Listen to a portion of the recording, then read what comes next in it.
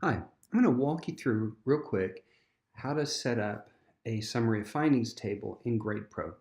So again, it's free and I've already got an account, so I'll just go ahead and log in. And this is just the get started screen. You can ignore that. Now, what I'm going to do is pulling up my different projects that I've used. I'm actually going to start a new one, and I can go up here and click New Project. All right, and I'm going to call this using GradePro. Now, what am I looking for? Now, there are different um, summary, pieces that are included in GradePro. I'm going to use the summary of findings table. It's right there, and you can see if I mouse over it, it pulls up a description. I'm going to create a project. Okay, so I've got a blank here. Now, again, I can ask a management question, treatment, or diagnostic. I'm going to go ahead and add this, and it helps you. It's got a lot of supports for you, and I'm going to say, should using GradePro versus nothing, okay, be used for summary of findings table. Okay. And the setting will be class. Okay, and now what you'll do is you'll put your question in. Now you can modify the question manually, all right? But we're going to go ahead and just use what's in here.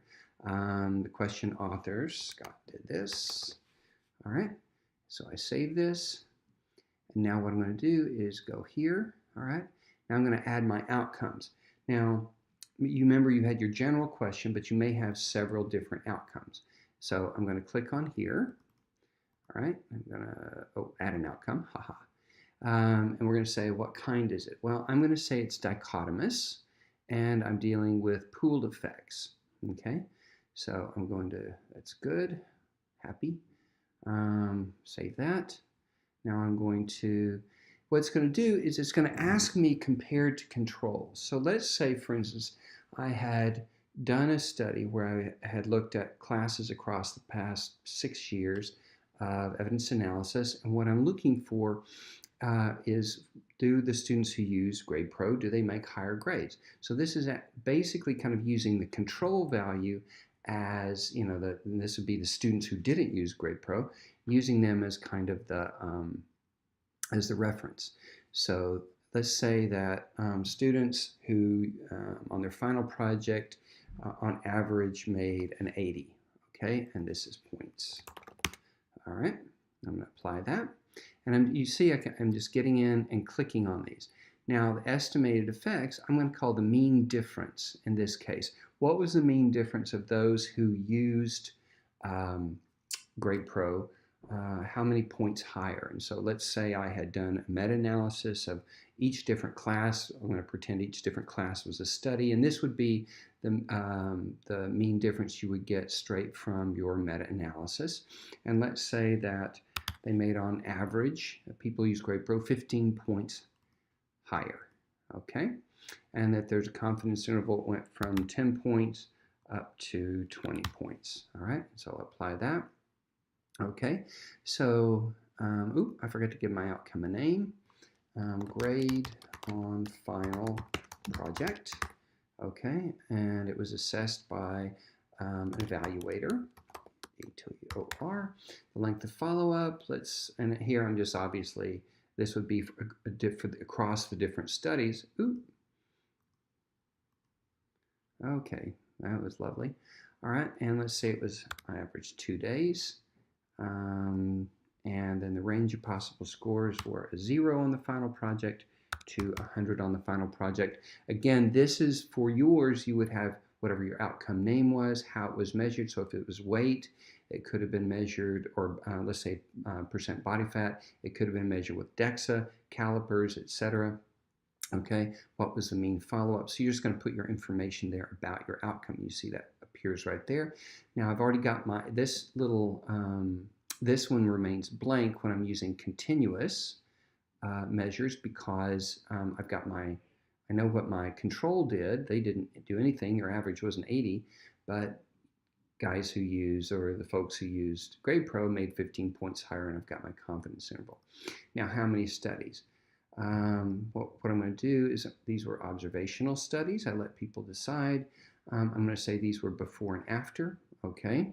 The number of studies, we're going to say 6 or 3 semesters, so 6 classes. How many people were in the intervention across all of those?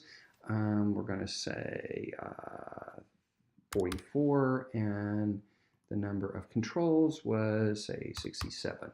Right? And this would, again, you can get this kind of information straight from the meta-analysis that you do. It'll tell you how many people were in the intervention, how many were in control across all the studies. Okay? And so now, certainty. This is the one that gets fun. Okay? So now, as you saw in the lecture, I walked through each one of these. What's nice is, based on the design that I just put in under the number of participants, it gave me kind of my baseline level. Now what I'm going to do is, these are the criteria that kind of rate higher or rate up or rate down. So let's say the risk of bias was serious in terms of and inconsistency, not serious, indirect, not serious, imprecision. Let's say not serious, publication bias, obviously undetected. Was it a large effect? Yes, it was a large effect, which is going to bump it up. You remember plausible confounding? No, no confounding. Dose? No, there was not. Now, watch what happens when I hit apply. It's going to ask me for an explanation of any that were potentially problematic. So I'm going to add an explanation. And so what I'm going to do is click up here. All right, come on, serious. Double click. All right, come on, you rascal. All right, so I double click on that little icon thing. Now I'm going to add an explanation. Assessor could have been tired. In your case, if there was inconsistency, then you would say something about that inconsistency. Say 2 studies found no effect, 3 studies found a positive effect, 4 studies found a negative effect. So you would just, again, add the description there. Okay, I'm going to save that. And what's nice is when I save it, I can use this explanation across all my different outcomes. All right, so now I'm going to apply it. All right, now you can see it automatically graded. It gave me a level of certainty. So this would be low. Okay, so I wouldn't have a lot. Part of that was based on, again, let me just walk through the design. I chose, remember, an before after, which we know is a weak design study. And then under certainty, when I clicked on these either rated it was already weak, this rated it down. These didn't really affect it much. This rated it up. Okay, and so you can see how GradePro is kind of doing all this for you. Now we can say what happens. I can add just a narrative. Let's see, students who use GradePro made better grades, but with some uncertainty due to evaluator risk of bias. Okay, and you'll want to spell things right, of course. All right, now, here's the fun part. I can actually, I can add a different outcome, and let's say this one is going to be a dichotomous outcome, and that is yes, no, and I'll go ahead and add that in. All right. Oops, I added 2. Okay, I can cancel that. If I need to delete one, I accidentally see I've got a little trash can over there. New outcome, this will be happy in the course.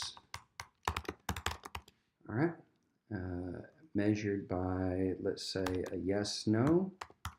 All right, the length of follow-up, again, we'll just go an average of 2 days.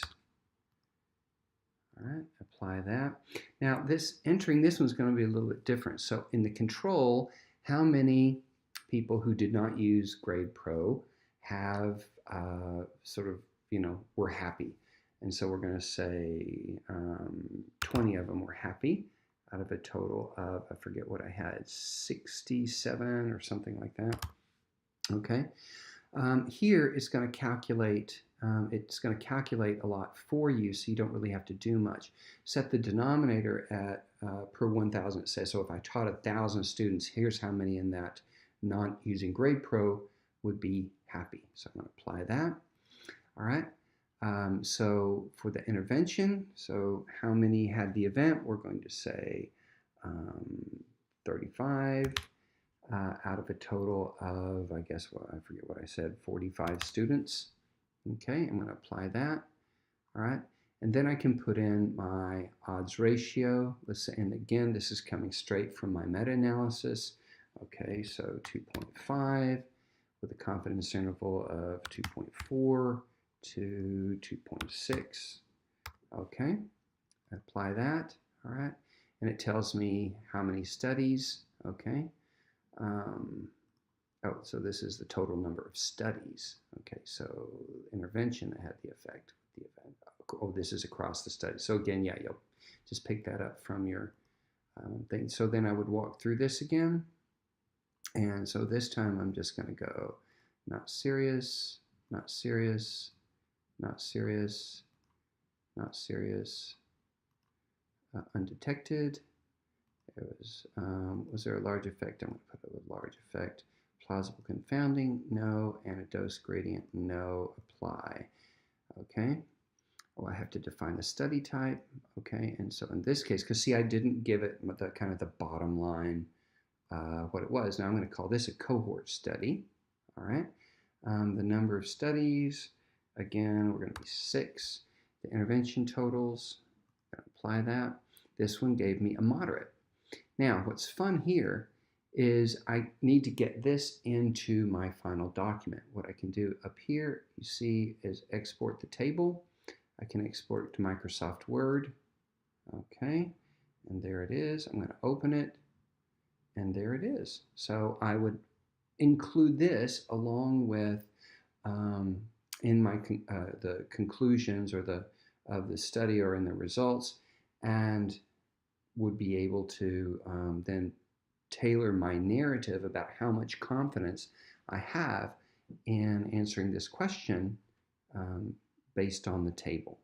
So there you go. That's how you can very quickly plop your information into GradePro and get out a really pretty summary of findings table.